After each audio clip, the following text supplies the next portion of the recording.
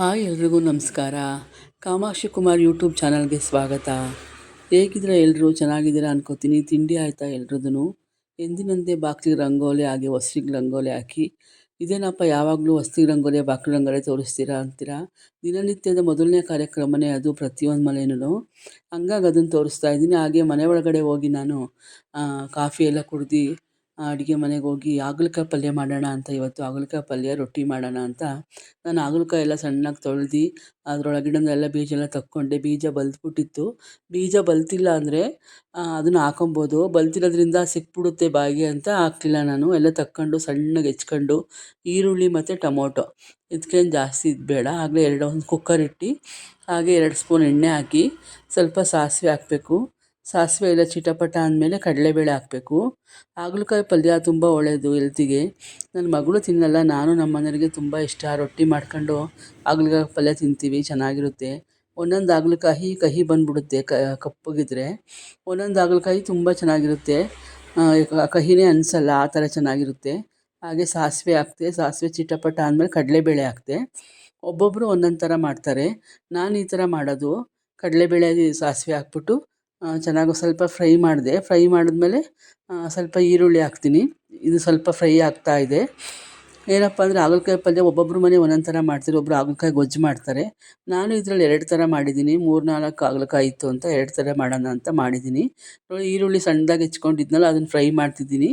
ಚೆನ್ನಾಗಿ ಸ್ವಲ್ಪ ಫ್ರೈ ಆಗಬೇಕು. ನಾನು ನಿಮ್ಗೆ ಇನ್ನೊಂದು ಗೊಜ್ಜನ್ನು ತೋರಿಸ್ತೀನಿ. 2 ಥರ ಹಾಗಲಕಾಯಿ ಪಲ್ಯ ಮಾಡಿದ್ದೀನಿ. ಹಂಗೆ ನಾನು ಇನ್ನೊಂದು ಹಾಗಲಕಾಯಿ ಪಲ್ಯನ ನಮ್ಮ ಅಕ್ಕ ಹೇಳ್ಕೊಟ್ಟಿದ್ದು ನನಗೆ. ಬೆಂಗಳೂರಲ್ಲಿ ನಮ್ಮ ಅಕ್ಕ ಇದ್ದಾರೆ, ಅವ್ರು ನನಗೆ ಹೇಳ್ಕೊಟ್ಟಿದ್ದು ಆ ಥರ ಗೊಜ್ಜು. ಅದು ತುಂಬ ಚೆನ್ನಾಗಿರುತ್ತೆ. ಸಿಹಿ ಸಿಹಿ ಹುಳಿಯಾಗಿ ಎಷ್ಟು ದಿನ ಒಂದು ವಾರ ಇಟ್ಕೊಂಡ್ರೂ ಕೆಡಲ್ಲ, ಆ ಥರದ್ದು ಅದು ಗೊಜ್ಜು.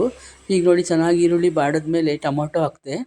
ಟೊಮೊಟೊನು ಚೆನ್ನಾಗಿ ಬಾಡಿಸ್ಕೋಬೇಕು. ಟೊಮೊಟೊನು ಚೆನ್ನಾಗಿ ಬಾಡಿಸ್ಕೋಬೇಕು. ಆ ಹಾಗಲಕಾಯಿ ಗೊಜ್ಜು ಒಂದು ವಾರ ನೀವು ಫ್ರಿಡ್ಜಲ್ಲಿ ಇಟ್ಕೊಂಡ್ರು ಮಧ್ಯ ಚಪಾತಿ, ರೊಟ್ಟಿ, ದೋಸೆ ಅದಕ್ಕೆಲ್ಲ ಹಾಕೊಂಡು ತಿನ್ಬೋದು, ಚೆನ್ನಾಗಿರುತ್ತೆ ಅದನ್ನು. ಹಾಗೆ ಈಗ ಹಾಗಲಕಾಯಿ ಹಾಕ್ತೆ ನೋಡಿ. ಹಾಗಲಕಾಯಿ ಚೆನ್ನಾಗಿ ಅದು ಸಣ್ಣದಾಗಿ ಹೆಚ್ಕೊಂಡಿದ್ದೀನಿ, ಚೆನ್ನಾಗಿ ತೊಳೆದು ನೀರಲ್ಲಿ ನೆನೆಸ್ಬಿಟ್ಟು ಒಂಚೂರು ಅರಿಶಿನ ಪುಡಿ ಹಾಕಬೇಕು. ಅರಿಶಿನ ಉಪ್ಪು ಹಾಕಿದ್ರೆ ಚೆನ್ನಾಗಿರುತ್ತೆ, ಅದೆಲ್ಲ ಬಿಟ್ಕೊಳ್ಳುತ್ತೆ ಅದರಲ್ಲಿರೋದೆಲ್ಲ. ಹಂಗಾಗಿ ಚೆನ್ನಾಗಿ ಹಾಗಲಕಾಯಿ ಹಾಕ್ಬಿಟ್ಟು ಅದನ್ನು ಚೆನ್ನಾಗಿ ಫ್ರೈ ಮಾಡಬೇಕು. ಎಲ್ಲ ಚೆನ್ನಾಗಿ ನೀರೆಲ್ಲ ಹೋಗಂಗೆ ಫ್ರೈ ಮಾಡಬೇಕು ಹಾಗಲಕಾಯಿನೂ. ನಮ್ಮನೇಲಿ ನಾವು ತರಕಾರಿ ಚೆನ್ನಾಗಿ ತಿಂತೀವಿ. ನಮಗಿಲ್ಲೇನು ತರಕಾರಿಗೇನು ಇದಿಲ್ಲ. ಇಲ್ಲಿ ಮಂಗಳವಾರ ಸಂತೆ ಆಗುತ್ತಲ್ವ, ಹಾಗೆ ಶುಕ್ರವಾರನೂ ಸಂತೆನೂ ತರ್ತಾರೆ. ಮಂಗಳವಾರ ಸಂತೆ ಆದಾಗ ಇಲ್ಲಿ ಸಖತ್ ತರಕಾರಿ ತಂದುಕೊಡ್ತಾರೆ. ತುಂಬ ಚೆನ್ನಾಗಿರುತ್ತೆ ತರಕಾರಿ. ರಾತ್ರಿ ಹೋಗಿ ತಂದುಕೊಟ್ರು ಅಷ್ಟು ಚೆನ್ನಾಗಿ ಫ್ರೆಶ್ ಆಗಿರುತ್ತೆ ಎಲ್ಲ ಥರ ತರಕಾರಿನೂ. ಹಾಗೆ ಮೂಲಂಗಿನೂ ಜಾಸ್ತಿ ಇತ್ತು ಅಂತ ಮೂಲಂಗಿ ಪಲ್ಯನೂ ಮಾಡಿದೆ, ಮಧ್ಯಾಹ್ನಕ್ಕೆ ಊಟಕ್ಕಾಗುತ್ತೆ ಅಂತ. ಹಾಗೆ ಒಂದೇ ದಿನ ಇವತ್ತು 4 ಥರ ಮಾಡಿದ್ದೀನಿ. 2 ಥರ ಹಾಗಲಕಾಯಿ ಪಲ್ಯ, ಹಾಗೆ ಮೂಲಂಗಿದು ಫ್ರೈ ಮಾಡಿದೆ ಡ್ರೈ ಥರ, ಹಾಗೆ ಬೆಂಡೆಕಾಯಿ ದಾಲ್ ಮಾಡಿದ್ದೆ, ಬೆಂಡೆಕಾಯಿ ಗೊಜ್ಜು ಮಾಡಿದ್ದೀನಿ, ಅದೆಲ್ಲ ಮಾಡಿದೆ. ಈಗ ಹಾಗಲಕಾಯಿಗೆ ಸ್ವಲ್ಪ ಉಪ್ಪು ಹಾಕ್ತೆ. ಉಪ್ಪು ಹಾಕ್ಬಿಟ್ಟು ಬೇಳೆ ಸಾರು ಪುಡಿ ಹಾಕಬೇಕು. ಬೇಳೆ ಸಾರು ಪುಡಿ ಹಾಕ್ಬಿಟ್ಟು ಒಂದು ಸ್ವಲ್ಪ ನೀರು ಹಾಕ್ಬಿಟ್ಟು ವಿಷಲ್ಗೆ ಹೋಗೋಕೆ ಇಡಬೇಕು. 1 ಅಥವಾ 2 ವಿಷಲ್ ಕೂಗಿಸ್ಬೇಕು. ಹಾಗೆ ನಾನು ಅನ್ನದಲ್ಲಿ ರೊಟ್ಟಿ ಮಾಡ್ಕೊಂಡಿದ್ದೀನಿ ಇವತ್ತು. ಹಾಗೆಯೇ ಗಂಜಿ ಮಾಡಿಕೊಂಡು ಮಾಡ್ತೀನಿ. ಇವತ್ತು ಅನ್ನ ಇತ್ತು ಅಂದ್ಬಿಟ್ಟು ಅನ್ನ ರುಬ್ಕೊಂಡು ಅದಕ್ಕೆ ಅಕ್ಕಿ ಎಲ್ಲ ಮಿಕ್ಸ್ ಮಾಡಿಕೊಂಡು ಚೆನ್ನಾಗಿ ಮ್ಯಾಶ್ ಮಾಡಿಕೊಂಡು ಅನ್ನದಲ್ಲಿ ರೊಟ್ಟಿ ಮಾಡಿದ್ದೀನಿ. ಹಾಗಲಕಾಯಿ ಪಲ್ಯ, ತುಪ್ಪ ಹಾಗೂ ರೊಟ್ಟಿ ಕಾಂಬಿನೇಷನ್ನು ತುಂಬ ಚೆನ್ನಾಗಿರುತ್ತೆ. ನಮ್ಮ ಮನೆಯವ್ರಿಗಂತೂ ಹಾಗಲಕಾಯಿ ಪಲ್ಯ ಇಷ್ಟ. ನಾವು ವಾರಕ್ಕೊಂದು ಸಲ ಮಾಡ್ತಾಯಿರ್ತೀವಿ. ಹಾಗಲಕಾಯಿ ತಂದಾಗೆಲ್ಲ ಒಂದೊಂದು ಸಲ ಮಿಸ್ ಆಗುತ್ತೆ, ಒಂದೊಂದು ವಾರ, ಇಲ್ಲ ವಾರಕ್ಕೊಂದು ಸಲ ಮಾಡ್ತೀವಿ. ಹಾಗೆ ಮೂಲಂಗಿ ನೋಡಿ, ಮೂಲಂಗಿ ಇತ್ತು ಮನೇಲಿ, ಒಂದು 3-4 ಮೂಲಂಗಿ ಇತ್ತು. ಅದನ್ನು ಸಿಪ್ಪೆ ಎಲ್ಲ ಎರ್ಕೊಂಡು ಸಣ್ಣದಾಗಿ ಹೆಚ್ಕೊಂಡಿದ್ದೀನಿ. ಸಣ್ಣದಾಗಿ ಹೆಚ್ಕೊಂಡು ಒಂದು ಬಾಣಲಿ ಇಟ್ಕೊಂಡು ಅದಕ್ಕೆ ಸ್ವಲ್ಪ ಎಣ್ಣೆ ಹಾಕ್ಕೊಂಡೆ. 2 ಸ್ಪೂನ್ ಎಣ್ಣೆ ಹಾಕ್ಕೊಂಡು ಅದಕ್ಕೆ ಸ್ವಲ್ಪ ಸಾಸಿವೆ, ಒಂಚೂರು ಹಿಂಗೆ ಹಾಕಬೇಕು. ಹಿಂಗೆ ಹಾಕಿದ್ರೆ ಟೇಸ್ಟ್ ಇದು ಆರೋಗ್ಯಕ್ಕೆ ಒಳ್ಳೆಯದು. ಹಿಂಗೆ ಹಾಕಿದ್ರೆ, ಹಿಂಗೆ ಬಳಸೋದ್ರಿಂದ ಆರೋಗ್ಯಕ್ಕೆ ತುಂಬ ಒಳ್ಳೆಯದು. ನಮ್ಮನೇಲಿ ಮೂಲಂಗಿ ಸಾರು ವಾರಕ್ಕೊಂದು ಸಲ ಇದ್ದೇ ಇರುತ್ತೆ ಕಂಪಲ್ಸರಿ. ಮೂಲಂಗಿ ಸಾರು ಅಂದ್ರೂ ಇಷ್ಟ. ಬೀನ್ಸು, ಆಲೂಗೆಡ್ಡೆ, ಒಂದು ಬದನೇಕಾಯಿ ಹಾಕಲ್ಲ, ಮೂಲಂಗಿ, ಬೀನ್ಸು, ಹಾಗೆ ಗೆಡ್ಡೆಕೋಸು ಇದೆಲ್ಲ ಹಾಕ್ಬಿಟ್ಟು ಮಾಡಿದ್ರೆ ಚೆನ್ನಾಗಿರುತ್ತೆ. ನಾನು ಈ ಕಡೆ ಬೆಂಡೆಕಾಯಿಗೆ ಒಗ್ಗರಣೆ ಹಾಕ್ತಾಯಿದ್ದೆ, ಖಾರ ರುಬ್ಕೊಂಡಿದ್ದೆ. ಬೆಂಡೆಕಾಯಿ ಸಾರು ಇದು ಈಸಿನೇ. ಈರುಳ್ಳಿ ನೋಡಿ, ಈಗ ಬಾಣಲಿಗೆ ಈರುಳ್ಳಿ ಹಾಕ್ತಾಯಿದ್ದೀನಿ ಮೂಲಂಗಿ ಫ್ರೈಗೆ. ಹಾಗೆ ಒಂದು 4 ಹಸಿರು ಮೆಣಸಿನ್ಕಾಯಿ. ಇದಕ್ಕೆ ಪುಡಿಗಳೆಲ್ಲ ಏನು ಬಳಸಲ್ಲ, ಈಸಿ ಇದು. ಹಾಗೆ ಈರುಳ್ಳಿನೂ ಮತ್ತು ಹಸಿರು ಮೆಣಸಿನ್ಕಾಯಿ ಚೆನ್ನಾಗಿ ಫ್ರೈ ಆಗ್ತಿರಲಿ. ನಾನು ಆ ಕಡೆ ಬೆಂಡೆಕಾಯಿ ಸಾಂಬಾರಿಗೆ, ಗೊಜ್ಜಿಗೆ ನಾನು ಒಂದು ಸ್ವಲ್ಪ ತೆಂಗಿನಕಾಯಿ, ಹಾಗೆ ಒಂದು ಈರುಳ್ಳಿ, 1-2 ಟೊಮೊಟೊ, ಬೇಳೆ ಸಾರು ಪುಡಿ ಹಾಗೂ ಹುಣಸೆಹಣ್ಣು ಸ್ವಲ್ಪ ಹುಣಸೆಹಣ್ಣು ಮೇನ್ ಇದಕ್ಕೆ. ಹುಣಸೆಹಣ್ಣು ಹಾಕೊಂಬಿಟ್ಟು ರುಬ್ಬಿಟ್ಟು ಅದು ಸಾಸಿವೆ ಒಗ್ಗರಣೆ ಹಾಕಿ ಎಣ್ಣೆ ಬಿಟ್ಟು ಸಾಸಿವೆ ಒಗ್ಗರಣೆ ಹಾಕಿ ಆ ಕಡೆ ಕುದಿಸ್ಕೊತಾ ಇದ್ದೀನಿ.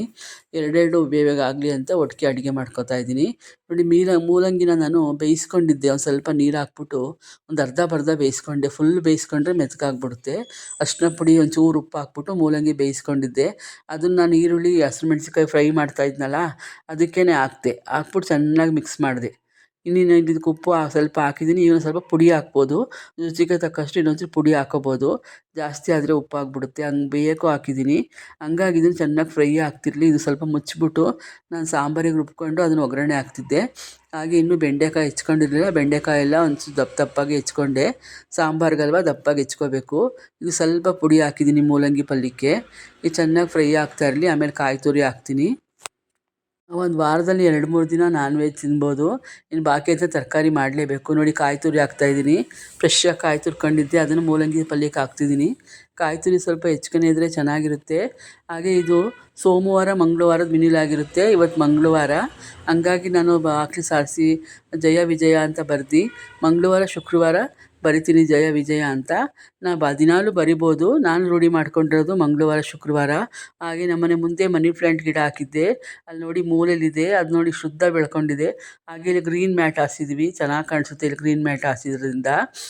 ಈಗ ಮೂಲಂಗಿ ಕಾಯಿ ತುರಿ ಹಾಕಿದ್ನಲ್ಲ ಚೆನ್ನಾಗಿ ಮಿಕ್ಸ್ ಮಾಡಿಬಿಟ್ಟು, ನೀರೆಲ್ಲ ಏನೂ ಇಲ್ಲ, ಚೆನ್ನಾಗಿ ಫ್ರೈ ಆಗಿದೆ. ಇದನ್ನು ಒಂದು ಕಡೆ ಎತ್ತಿಟ್ಟೆ. ಪ್ರತಿಯೊಂದು ಮನೇಲೂ ಅಷ್ಟೇ, ದಿನ ಬೆಳಗ್ಗೆ ಎದ್ದೇಳು, ಒಂದು ಲೋಟ ಬಿಸಿನೀರು ಕುಡಿಯೋ, ಸ್ವಲ್ಪ ಎಕ್ಸಸೈಜ್ ಮಾಡು, ಮುಖದ ಎಕ್ಸಸೈಜು ಹಾಗೆ ಕತ್ತು ಎಕ್ಸಸೈಜ್ ಎಲ್ಲ ಮಾಡ್ತೀನಿ. ಮಾಡಿಬಿಟ್ಟು ಮಗಳಿಗೆ ಬಿಸಿನೀರು ಕಾಯಿಸ್ಕೊಟ್ಟು ನಾನು ಇನ್ನು ಬಾಕ್ಲಿಗೆ ನೀರು ಹಾಕಕ್ಕೆ ಹೋಗ್ತೀನಿ. ಮತ್ತು ಅವಳಿಗೆ ಒಂದೇ ಹೊಸ ತಿಂಡಿ ಮಾಡಬೇಕಾಗಿರುತ್ತೆ. ಹಂಗಾಗಿ ಒಳಗೆ ಬಂದು ಬೇಗ ತಿಂಡಿ ಮಾಡ್ತೀನಿ. ದಿನನಿತ್ಯ ಇದೇ ಕೆಲಸಗಳು. ಹಾಗೆ ಇನ್ನೊಂದು ಹಾಗಲಕಾಯಿ ಪಲ್ಯ ಅಂದಲ್ಲ, ಅದಕ್ಕೂ ಅಷ್ಟೇ ಸಣ್ಣದಾಗಿ ಈರುಳ್ಳಿ ಹೆಚ್ಕೋಬೇಕು. ಸಣ್ಣದಾಗಿ ಹಾಗಲಕಾಯಿ ಹೆಚ್ಕೊಂಡು ಸ್ವಲ್ಪ ಎಣ್ಣೆ ಬಿಟ್ಕೊಂಡು ಸ್ವಲ್ಪ ಸಾಸಿವೆ ಹಾಕಿ ಈ ಈರುಳ್ಳಿ ಚೆನ್ನಾಗಿ ಫ್ರೈ ಆದಮೇಲೆ ಹಾಗಲಕಾಯಿ ಹಾಕ್ಕೋಬೇಕು. ಹಾಗಲಕಾಯಿ ಹಾಕೊಂಡು ನಾನು ಹಿಂಗೆ ಒಗ್ಗರಣೆಗೆ ಹಾಕಿರಲಿಲ್ಲ, ಹಂಗೆ ಹಾಕಿದೆ. ಹಿಂಗೆ ಹಾಕಿದ್ರೆ ಒಳ್ಳೆಯದು, ಆರೋಗ್ಯಕ್ಕೆ ಜೀರ್ಣ ಆಗಿರುತ್ತೆ. ಹಂಗಾಗಿ ಚೆನ್ನಾಗಿ ಫ್ರೈ ಆಗಬೇಕು. ಮೂಲಂಗಿ ಪಲ್ಯ ಫ್ರೈ ಆಯಿತು, ಎತ್ತಿಟ್ಟೆ. ಹಾಗೆ ರೊಟ್ಟಿ ಮಾಡೋದೇನಂತೂ ತುಂಬಾ ಪಾತ್ರೆ ಬಿದ್ದಿರುತ್ತೆ. ಪಾತ್ರೆ ಕೆಲಸನೇ ಜಾಸ್ತಿ. ಮಾಡೋದು 3-4 ರೊಟ್ಟಿ, ಆದರೂ ಅದೆಲ್ಲ ನೀಟಾಗಿ ಇದಾಗಿರಲ್ಲ, ಗಲೀಜಿರುತ್ತೆ ರೊಟ್ಟಿ ಮಾಡಿದ್ರೆ. ಅದು ಶೀಟು ತಗೊಂಡಿದ್ದೀನಿ ರೊಟ್ಟಿ ಮಾಡೋದು, ಹಂಗಾಗಿ ಈಗ ಅಷ್ಟು ಗಲೀಜಾಗಲ್ಲ, ಹಿಟ್ಟೆಲ್ಲ ಉದುರಲ್ಲ. ಈ ಗೊಜ್ಜಿಗೆ ನಾನು ಹುಣಸೆಹಣ್ಣು, ಹಾಗೆ ಒಂದು ಈರುಳ್ಳಿ, ಒಂದು ಟೊಮೊಟೊ, ಹಾಗೆ ಕಾಯಿ ತುರಿ, ಬೇಳೆ ಸಾರು ಪುಡಿ ಹಾಕೊಂಡು ರುಬ್ಕೊಂಡಿದ್ದೀನಿ. ಹುಣಸೆಹಣ್ಣು ನೆನೆಸ್ಕೊಂಡು ಇಟ್ಕೊಂಡಿರಬೇಕು. ಹಾಗೆ ಅದನ್ನೆಲ್ಲ ರುಬ್ಬಿರೋದನ್ನ ಈ ಗೊಜ್ಜಿಗೆ, ಇದು ಈರುಳ್ಳಿ ಮತ್ತು ಹಾಗಲಕಾಯಿ ಫ್ರೈ ಮಾಡಿದ್ನಲ್ಲ, ಸ್ವಲ್ಪ ಟೊಮೊಟೊ ಹಾಕಿ ಅದನ್ನೆಲ್ಲ ಚೆನ್ನಾಗಿ ಫ್ರೈ ಮಾಡಿಕೊಂಡು ಈ ಖಾರ ರುಬ್ಬಿರೋದನ್ನೆಲ್ಲ ಹಾಕಿದೆ. ನೋಡಿ ಪಾತ್ರೆಗಳು ಎಷ್ಟೊಂದಿದೆ, ಎಲ್ಲ ನೀಟಾಗಿ ಕ್ಲೀನ್ ಮಾಡಬೇಕು. ಅಮ್ಮ ಕೆಲಸದವ್ರು ಬರ್ತಾರೆ, ಅವ್ರಿಗೆ ಪಾತ್ರೆ ತೊಳೆಯೋಕ್ಕೆಲ್ಲ ಹಾಕಿದೆ. ಸ್ವಲ್ಪ ನಾನು ತೊಳ್ಕೊತೀನಿ, ಜಾಸ್ತಿ ಗಲೀಜಾಗಿದೆ ಇರೋದನ್ನೆಲ್ಲ ತೊಳ್ಕೊತೀನಿ.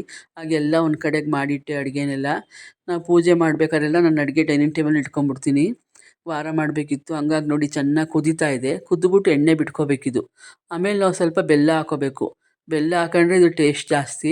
ಹಂಗಾಗಿ ಚೆನ್ನಾಗಿ ಕುದಿಸ್ಬಿಟ್ಟು, ಎಣ್ಣೆ ಬಿಟ್ಕೊಳ್ಳೋವರೆಗೂ ಚೆನ್ನಾಗಿ ಕುದಿಸ್ಬಿಟ್ಟು ಬೆಲ್ಲ ಹಾಕ್ಬಿಟ್ಟು ಇನ್ನೊಂದು 10 ನಿಮಿಷ, ಕಾಲು ಗಂಟೆ ಕುದಿಸ್ಬೇಕು. ಕುದಿಸ್ಬಿಟ್ಟು ಒಂದು ಫ್ರಿಡ್ಜಲ್ಲಿ ಬಾಕ್ಸಿಗೆ ಹಾಕೊಂಡು ಫ್ರಿಡ್ಜಲ್ಲಿ ಇಟ್ಕೊಂಡ್ರೆ ಒಂದು ವಾರ ದಿನವರೆಗೂ ಏನಾಗಲ್ಲ. ನಾನು ನೆನ್ನೆನೂ ಅಷ್ಟೇ ಚಪಾತಿ ಮಾಡ್ಕೊಂಡಿದ್ದೆ, ಅದಕ್ಕೆ ತಿಂದೆ. ಈಗ ನೋಡಿ ಬಿಸಿ ಮುದ್ದೆ ಮಾಡಿದ್ದೀನಿ. ಮುದ್ದೆಗೆ ಬೆಂಡೆಕಾಯಿ ಗೊಜ್ಜು ತುಂಬ ಚೆನ್ನಾಗಿರುತ್ತೆ ಕಾಂಬಿನೇಷನ್ನು. ಹಾಗೆಯೇ ದೇವ್ರ ಮನೆ ಎಲ್ಲ ಕ್ಲೀನ್ ಮಾಡ್ಕೊಂಡು, ಅಡುಗೆ ಮನೆಯೆಲ್ಲ ಕ್ಲೀನ್ ಮಾಡ್ಕೊಂಡು ನೀಟಾಗಿ ಅಡುಗೆದೆಲ್ಲ ಡೈನಿಂಗ್ ಟೇಬಲ್ ಇಟ್ಕೊಂಡು ವಾರ ಮಾಡಬೇಕಿತ್ತು. ಆಗ ಇವತ್ತು ಕಳಸದಲ್ಲಿ ಕಾಯಿ ಚೇಂಜ್ ಮಾಡಬೇಕಿತ್ತು. ಹುಣ್ಣಿಮೆ ಆಗಿ ಮಾರನೇಗಲ್ವ, ಹುಣ್ಣಿಮೆ ದಿನವೇ ಮಾಡಬೇಕಿತ್ತು. ಸಂಡೇ ಬಂದಿತ್ತು ಅಂತ ಮಾಡೋಕ್ಕಾಗಿರಲಿಲ್ಲ. ಹಂಗಾಗಿ ಎಲ್ಲ ನಾನು ನೀಟಾಗಿ ದೇವ್ರ ಮನೆ ಕ್ಲೀನ್ ಮಾಡ್ಕೊಂಡು, ದೀಪಗಳು ಎಲ್ಲ ತೊಳ್ಕೊಂಡು, ಚೊಂಬೆಲ್ಲ ತೊಳ್ಕೊಂಡು ನೀಟಾಗಿ ಎಲ್ಲ ಇಟ್ಕೊಂಡು ಒಂದು 2 ಅವರ್ ಹಿಡಿಯುತ್ತೆ ನನಗೆ ಪೂಜೆ ಮಾಡ್ತೀನಿ ಅಂದರೆ. ಮಾಡಿದ್ರೆ ಯಾವಾಗಲೂ 2 ಅವರ್ ಹಿಡಿಯುತ್ತೆ. ಅವಾಗೆಲ್ಲ ನೀಟಾಗಿ ಪೂಜೆ ಮಾಡಿದೆ. ಹೊಸ್ಲಿಗೆಲ್ಲ ರಂಗೋಲಿ ಹಾಕಿ, ಹಾಗೆ ನಾನು ಯಾವತ್ತೂ ವಾರ ಮಾಡ್ತೀನಿ ದೇವ್ರ ಪಾತ್ರೆ ಎಲ್ಲ ತೊಳೆದು ಅವತ್ತೇ ನಾನು ದೇವ್ರ ಮನೆ ಹೊಸ್ಲಿಗೂ ಸಾರಿಸ್ಬಿಟ್ಟು ರಂಗೋಲಿ ಹಾಕೋದು ವಾರಕ್ಕೊಂದು ಸಲ. ಹಾಗೆ ಸ್ಟವ್ಗೂ ಅಷ್ಟೇ, ಸ್ಟವೆಲ್ಲ ನೀಟಾಗಿ ಒರೆಸ್ಕೊಂಡು ಸ್ಟವ್ನು ಪೂಜೆ ಮಾಡಬೇಕು. ನಿಮ್ಗೆ ಹೇಳಿದ್ದೀನಿ ಸ್ಟವ್ವು ನಮ್ಗೆ ಎಷ್ಟು ಇದು ಅಂತ. ಹಂಗಾಗಿ ಮನೆಗೆಲ್ಲ ನೀಟ್ ಮಾಡ್ಕೊಂಡಿದ್ನಲ್ಲ, ಸುಮ್ಮನೆ ಒಂದು ವೀಡಿಯೋ ಮಾಡಿದೆ. ನೋಡಿ ಮನೆಯೆಲ್ಲ ನೀಟಾಗಿ ಇಟ್ಕೋಬೇಕು ಯಾವಾಗಲೂ ಅಷ್ಟೇ ನೀಟಾಗಿ. ಮನೆಯೆಲ್ಲ ಇದೊಂದು ಗೊಂಬೆ ಹಾಕ್ಸಿದ್ದೀವಿ. ಯಾರು ಮನೆಗೆ ಬಂದ್ರೂ ಇದಕ್ಕೊಂದು ನಮಸ್ಕಾರ ಮಾಡಿದ್ರೆ ನಮ್ಗೆ ಖುಷಿ. ಒಳಗೆ ಬಂದಾಗ ನಮಸ್ಕಾರ ಮಾಡುತ್ತಲ್ಲ, ವೆಲ್ಕಮ್ ಮಾಡ್ದಂಗೆ ಅನಿಸುತ್ತೆ. ಹಂಗಾಗಿ ಇದು ಹಾಕ್ಸಿರೋದ್ರಿಂದ ನಮ್ಗೆ ಖುಷಿಯಾಗಿದೆ. ಹಾಗೆ ಮತ್ತು ಮಾರನೆಗೆಲ್ಲ ನೀಟಾಗಿ ಕ್ಲೀನ್ ಮಾಡಬೇಕು. ಸೋಪ ಗೀಪ ಎಲ್ಲ ಬೆಳಗ್ಗೆ ಎದ್ದ ತಕ್ಷಣ ಎದ್ದಿಗೆಲ್ಲ ಕೆಲಸ ಮುಗಿಸಿ ಕಸ ಗುಡ್ಸೋಕ್ಕೆ ಮುಂಚೆ ಎಲ್ಲ ಒಂದು ಸಲ ನೀಟಾಗಿ ಕ್ಲೀನ್ ಮಾಡ್ಕೊಂಡ್ರೆ ಎಲ್ಲ ನೀಟಾಗಿ ಆಗುತ್ತೆ. ಧೂಳು ಗೀಳಿದ್ರೆ ಏನೋ ಒಂದು ಧೂಳಿದ್ರೂ ಹೋಗುತ್ತೆ. ದಿನನಿತ್ಯ ಹೆಂಗಸ್ರುಗಳು ಬೆಳಗ್ಗೆಯಿಂದ ಸಂಜೆವರೆಗೂ ಬ್ಯುಸಿಯಾಗೇ ಇರ್ತೀವಿ. ಆದರೆ ಕೆಲ್ಸಕ್ಕೆ ಹೋಗೋರೆಲ್ಲ ಬೆಳಗ್ಗೆನೇ ಕೆಲಸ ಮಾಡಿಬಿಟ್ಟು ಹೋಗ್ತಾರೆ. ನಾವು ಬಟ್ಟೆ ಮಡಿಸೋದು, ಬಟ್ಟೆ ಒಣಗಾಕಿ ಬರೋದು, ಬಟ್ಟೆ ಎತ್ತಿ ಅವ್ರವ್ರ ರೂಮ್ಗಿಡೋದು, ಇವೇ ಕೆಲಸಗಳು ಮಾಡ್ಕೊಂಡು ದಿನ ಎಲ್ಲ ಕಳಿತೀವಿ. ಸ್ವಲ್ಪ ಹೊತ್ತು ಸ್ವಲ್ಪ ರೆಸ್ಟ್ ತೊಗೋತೀವಿ. ಮತ್ತು ಅದೇ ಥರ ಕೆಲಸಗಳು ಬಿದ್ದಿರುತ್ತೆ. ಹಾಗೆ ನೋಡಿ ನೆನ್ನೆ ನಮ್ಮನೆ ಹಲ್ಲಿ ಇತ್ತು, ಅದನ್ನೊಂದು ವೀಡಿಯೋ ಮಾಡಿದೆ. ಎಷ್ಟು ದಪ್ಪ ಇದೆ, ಅದು ಹೆಂಗೆ ಬಂತು ಅಂತಲೇ ಗೊತ್ತಿಲ್ಲ. ಹಾಗೆ ನಾವು ಸಂಜೆ ವಾಕ್ ಹೋದ್ವಿ. ಇಲ್ಲಿ ಗಂಧದ ಕೋಟೆಲಿ ಪಾರ್ಕ್ ಮಾಡಿದ್ದಾರೆ, ಭಾರತಿ ನರ್ಸಿಂಗ್ ಹೋಮ್ ಎದುರುಗಡೆ. ತುಂಬ ಚೆನ್ನಾಗಿದೆ ಅದು ಪಾರ್ಕು. ನಾವು ಯಾವಾಗಲೂ ಹೋಗ್ತಾ ಇರ್ತೀವಿ. ಇಲ್ಲಿಗೆ ಬಂದು ಸುಮಾರು ದಿನ ಆಗಿತ್ತು. ಅಲ್ಲಿ ಬಂದ್ವಿ, 7:30 ಹಂಗೆ ಬಂದ್ವಿ ಸಂಜೆ.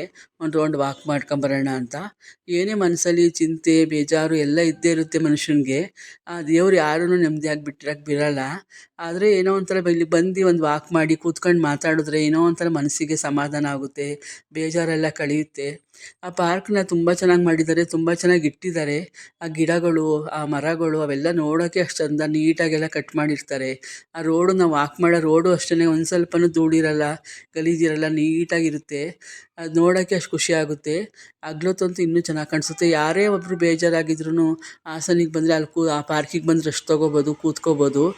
ನೋಡಿ ಇದು ಬಾಳೆ ಗಿಡದ ಥರನೇ ಫ್ಯಾನ್ಸಿ ಗಿಡ ಇದು. ಎಷ್ಟು ಚೆನ್ನಾಗಿದೆ, ಲೈಟಿಂಗ್ಸ್ ಎಲ್ಲ ತುಂಬ ಚೆನ್ನಾಗಿ ಹಾಕಿದ್ದಾರೆ. ಹಾಸನಲ್ಲಿ ಇದೊಂದು ಪಾರ್ಕ್ ಇದೆ ಅಂದರೆ ನಮ್ಗೆ ಎಷ್ಟು ಖುಷಿ ಆಗುತ್ತೆ. ಹೂವಿನ ಗಿಡಗಳೆಲ್ಲ ಇದ್ದಾವೆ, ಅಲ್ಲಲ್ಲೇ ಚೇರ್ ಹಾಕಿದ್ದಾರೆ, 3 ಜನ ಕೂತ್ಕೊಂಡು ಮಾತಾಡ್ಬೋದು. ಏನೇ ಬೇಜಾರಾಗಿದ್ದರೂ ಮನೆಗೆ ಇಲ್ಲಿ ಬಂದು ಒಂದು ಸ್ವಲ್ಪ ಹೊತ್ತು ಕಾಲ ಕಳೆದ್ರೆ ಮನಸ್ಸಿಗೂ ಹಿತ ಅನಿಸುತ್ತೆ. ಒಂದು 4 ಮಾತಾಡಿದ್ರೆ ಫ್ರೆಂಡ್ ಜೊತೆನೋ, ಮಕ್ಕಳ ಜೊತೆನೋ, ಗಂಡನ ಜೊತೆನೋ, ಅವಾಗ ಒಂಥರ ಖುಷಿ ಇರುತ್ತೆ, ಚೇಂಜ್ ಇರುತ್ತೆ. ಮನೇಲಿ ಜೀವನ ಇದ್ದೇ ಇರುತ್ತೆ, ದಿನ ಅಡುಗೆ ಮಾಡೋ, ತಿಂಡಿ ತಿನ್ನು, ಇವೆಲ್ಲ ಇದೇ ಇರುತ್ತೆ. ಇಲ್ಲಿಗೆ ಬಂದು ಸ್ವಲ್ಪ ವಾತಾವರಣ ಚೇಂಜ್ ಆದರೆ ಮನಸ್ಸಿಗೂ ಹಿತ ಆಗುತ್ತೆ. ಅಲ್ಲಿ ಮಕ್ಳು ಆಡೋದೆಲ್ಲ ಎಲ್ಲ ಹಾಕ್ಸಿದ್ದಾರೆ, ಮಕ್ಕಳು ಜೋಕಾಲಿ ಹಾಕ್ಸಿದ್ದಾರೆ, ಈತ ಪೇತ ಹಾಕ್ಸಿದ್ದಾರೆ. ಹಾಗೆ ಅಲ್ಲಿ ಕ್ರಿಕೆಟ್ ಆಡ್ಬೋದು, ಹಾಗೆಯೇ ಶಟ್ಲ್ಕಾಕ್ ಆಡ್ಬೋದು. ಹಾಗೆ ನಾವು ಜ್ಯೂಸ್ ಕುಡ್ಕೊಂಡು ಬಂದ್ವಿ. ಜ್ಯೂಸ್ ಕುಡ್ಕೊಂಡು ಅಲ್ಲಿ ಜ್ಯೂಸ್ ಅಂಗಡಿ ಇದೆ, ಗೋಕುಲ್ ಹೋಟ್ಲು ಪಕ್ಕ, ಪುಟ್ಟದಾಗಿದೆ ಒಂದು ಜ್ಯೂಸ್ ಅಂಗಡಿ, ಚೆನ್ನಾಗಿತ್ತು ಅಲ್ಲಿ ಜ್ಯೂಸು. ಹಂಗಾಗಿ ಜ್ಯೂಸ್ ಕುಡ್ಕೊಂಡು ನಾವು ಮನೆಗೆ ಬಂದ್ವಿ. ಈ ವಿಡಿಯೋ ನಿಮಗೆ ಸ್ವಲ್ಪನಾದ್ರು ಇಷ್ಟ ಆಗಿದರೆ ಒಂದು ಲೈಕ್ ಮಾಡಿ, ಶೇರ್ ಮಾಡಿ, ಸಬ್ಸ್ಕ್ರೈಬ್ ಆಗಿ. ಇನ್ನೂ ಯಾರ್ಯಾರು ನನ್ನ ಚಾನಲ್ ನೋಡಿಲ್ಲ ಸಬ್ಸ್ಕ್ರೈಬ್ ಆಗಿ. Thank you.